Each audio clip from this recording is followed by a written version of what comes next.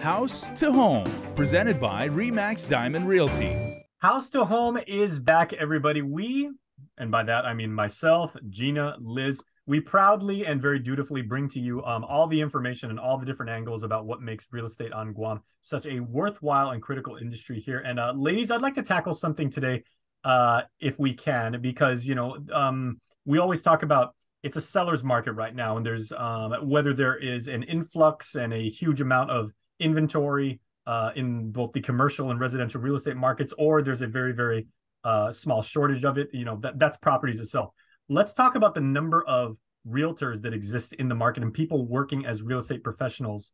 And maybe the misconception, Gina, we'll start with you, that this is an industry that, you can only put in maybe like 90 minutes, maybe 2 hours a day and everything like that and take home $150,000 a month. That's certainly not the case, because you have to hustle. Liz and I have been doing this for as far as we feel, forever. And we're still not at the point where we could just clock in, do it for a little bit and clock out. Liz says it's a 24/7 business. She always tells me that she works 24/7. I refuse to. So I make it really clear. I do have my off time, because she doesn't need the mental downtime. I do. Well, life is all about balance. Yeah, she's much better at it than I am. I cannot do. I need my rest time, or else I am horrible if I don't get a chance to do my rest. But you're absolutely right. So when I got into the business, my association number is 087, which tells you when I got when I joined the association, I was number 87. Gosh, Liz, we're in the 2000s. We've never had more realtors join the business now than in all the years I've been in. Our count right now is 635, I think. And of course that number keeps changing, but this is the most we've ever had, actually. Are we at a point, ladies, of saturation? Like, is it even possible for Guam's real estate market to have too many realtors? Like, is there such thing as too much of a good thing? In the States, they have thousands for small communities. I think for Guam, some people think, well, it's an easy job. It's not. You have to educate yourself. I know when I first started, it was like learning Greek, a totally new language, because there's so much you have to know in order to help customers, the individuals you serve. There's a lot of information you have to absorb. And, after 27 years now, Gina, of course, did it since she was right out of high school, property management and stuff. So she's been doing it. Elementary, that's right, out of elementary school. Younger. Yeah. But what I find is you learn when you start, but you never cease learning. You just continue to absorb information, and you have to educate yourself. So it is an ongoing process. Even now, Gina and I are both still learning. We do keep ourselves abreast of changes and updates through the National Association of Realtors courses and what we usually present through the Guam Association of Realtors. But you can have as many realtors practicing, but the rule of thumb normally it's like 20% are doing 80% of the business. The Pareto principle. That's right. And with Gina and I, we're at least for me, I don't draw the line between work and play. It's one and the same. So even if I'm traveling, I'm constantly working. So I never draw that line to distinguish between work and personal life. It's one and the same. Okay, now I'm sorry. Here's I have to say that, sure, individuals process differently. Gina and I are different. And she processes differently, and so do I. So anyone coming into the business, if you're coming in and all about service and willing to do the work to provide the service, those people will succeed. But those who aren't willing to do the grunt work and you know, and they limit their hours to 2 hours a day of real estate. Of course, you're not going to it won't work to your benefit. So if you're going to do it, we say go full time. Don't do a part-time work. You know, it's, again, you can do part-time work, but then what does that give you? 10%? Yeah, you know, I was gonna say, you know, working. so boys and girls, for those of you who are considering, you know, a future in real estate, and all three of us would highly advocate that you do, you know, do your best, give it a shot, and like Liz just said, you know, put maximum effort in, and that's how you will get maximum results. Because, you know, it's not just about, okay, you drive up, you go to a certain like, say, like a home or a commercial property where you've got a showing, you throw on a sport coat, you put on your lipstick, you check your hair and everything, and then you go in and, you know, show off, you know, the nice fancy, you know, three bedroom 2-bath home and everything like that. These two wonderful ladies, right, Liz and Gina, I gotta say, the two of you actually study economic charts and trends, both macro and micro, the same way that I know some hedge fund managers like follow the stock market. I mean, you guys are, you know, always, you know, taking a look at what is happening, what's regulatorily, what's happening. And let me ask you now, Gina, how many times this week, just to illustrate the point, have you been to the Department of Land Management and title companies? I don't physically go in, but I communicate with them a few times a week. There you go. I have to. You have to know what's going on. But so I've it's not gotten just to about the showings. That was the point. Yeah. Yeah. Well, Jason, you know, that's the thing. This is our disclaimer to all these wonderful young people and maybe not so young people, but are trying to break into the business of real estate. It's a glamorous business in that you get to help a lot of people. But the first thing I tell our agents when we're doing training is we're not in a sales business. We don't sell real estate, we service it. And sometimes service means you get to do a lot of work. And at the end of the day, you shake your customer's hand and you say, thank you for the opportunity to learn. Because you're not going to get anything other than that, a really good thank you from your customer. Be prepared for that. Be ready for that. And enjoy that part of your business, the opportunity to just learn from your customers, because you ended up serving them, and to serve them meant you had to tell them the truth.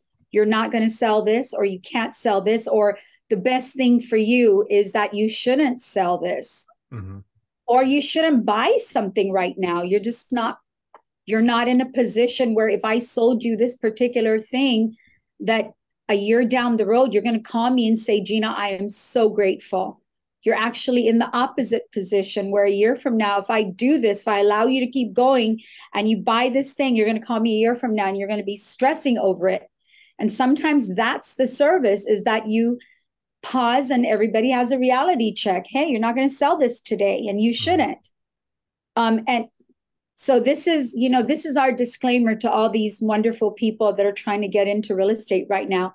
Be prepared, because that's the true professional has to come into the business with that in their mind, that this is a service industry. And the more you accept that and love that part of your work, the more successful you're going to be. Absolutely. Okay. Amen. Liz, how about for the people that actually do have, you know, they've got the old school, the antiguo work ethic, where, you know, they're going to put in the hours, and which become weeks, which become months, which become years of learning. And, you know, they want to hone in on their customer service skills and learn, you know, the laws that apply to this. And, you know, again, study, you know, economic ebbs and flows. What are some of the hard and soft skills that a very high performing realtor really needs to have? Well, first, let me interrupt before Liz answers. Sure. For that person, come and join Remax Diamond Realty. We've got a place for you. Yeah. There's your audition right there from one of the bosses herself. Yes, we want people to want to come join us, but we want, you know, our objective as brokers, our objective is to help you, if you wanted to join us, meet your goal. So Jason, if you had a family and you wanted to get into this career field so you can help support your family, then that's our role, is to help you win. How do we help you win? We coach you, we guide you.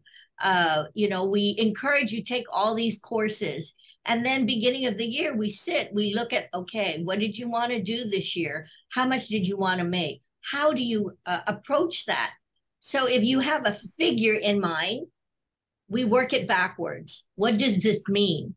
How many calls do you have to make? Your prospecting sphere. So there's so many things that we work with our agents, and some may not want to join us because we're actually blunt, and we tell you what the facts are, and we tell you how you would need to approach and to complete your goal. I mean, how else can we help you if we're not upfront, if we're not truthful? So again, everyone has different personality types, different learning skills. So we have to make adjustments to help you succeed. Again, what do you need? The perseverance and the drive. Every time I teach, I look at the agent. If you want to succeed, you could. It's just a question of how much drive do you have from within to persevere through a process. The learning process, the coaching process. Years ago, I was doing volunteer with Caro at the time, which is now Vero. And when I was doing that, I had a lot of satisfaction in helping people, through that process, that I thought I wanted to go into the social service business. Well, I've got to tell you, this is social work to some degree. We're here helping people. I can buy that. And it's, as Gina puts it, it's not about the sale. If we could help people and not make money, I mean, of course, our objective is to support our families. But if there's ways that I could help others either buy the house or rent or do whatever they need to do, or coach them so that they could buy 2 years from now, that's our role. So we're in the help business, the service business, the social service type business. I mean, that's the way we look at it. Okay, so Gina, I'd like to give you the final word, because there's probably, and I want to appeal to say maybe like the Generation Z community right now and the millennials, right? Like young people, probably very, very talented, very eager, very motivated, got lots of energy, who want to get into this business, but they also understand, and they've heard the rumors that if you really put sweat equity into this, right, you can get rich quick. I mean, there is a very, very good earning potential in real estate in any market, right? So Gina, talk about, for those people that really want to work hard, and what do I have to do to really close a whole bunch of deals and really make big, big money? Well, okay. So if I were teaching a class, Jason, you were my student number one, I'd tell you. Yes, miss. That's not what it's about. It's really about you servicing your customers.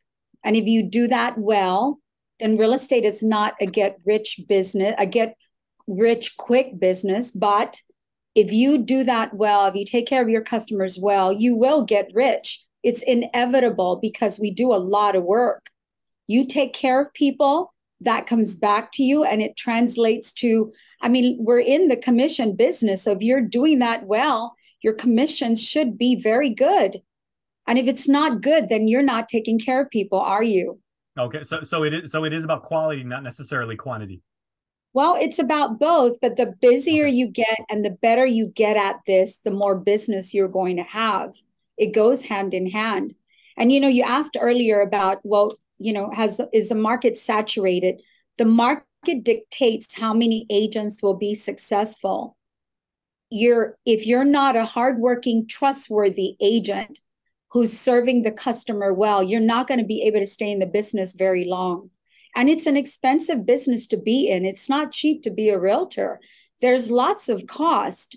So I tell people, and the work ethics, that is really something we need to stress. And I want to tell you, it is not a glamorous business either. Liz and I have physically, I mean this, like physically Liz, remember the open house where we had to shovel poop out of that toilet bowl? Yeah. We had an open house that morning. We get there, somebody pooped in the toilet bowl, and there was no running water.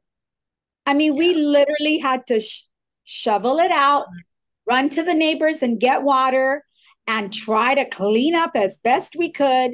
And then put the hair back in place and powder the nose. And okay, we're having an open house in 30 minutes. Liz, do we smell? Do we smell? So it's not and if you're not willing to do that, how are you going to respond and react to what comes your way, right? So be prepared to work hard. And I know work has a new definition these days, but the market will dictate to you what that looks like. So be prepared. There you go. And I guess the cream really does always rise to the top. And I hate using any liquid analogy after you just shared that story about water and shovels. And I really wish I hadn't said that, but no, but I guess as you have both abundantly proven right now, like, this is a market correcting industry. So if you want to survive and if you want to do well, and be a shining example of how well Guam's real estate community can do, bring your A game each and every day and learn. Yeah. It kind of reminds me of politics, right? Hopefully politics works the same way. You don't bring your A game, you get voted out. There you go. By the way, go out and vote. There you go. Go out and vote. Super Tuesday right around the corner, everybody. So, and you know what? You guys aren't exactly right around the corner from our Harmon studios, but I'll be by later on today because I've got my application for. Can I just email you a PDF of my resume and you'll be considered for a realtor? No, we want to see face to face. There you go. Okay, so thank you, ladies. Thank you, Jason. All right. Remax Diamond Realty in the house. We will see you guys next time.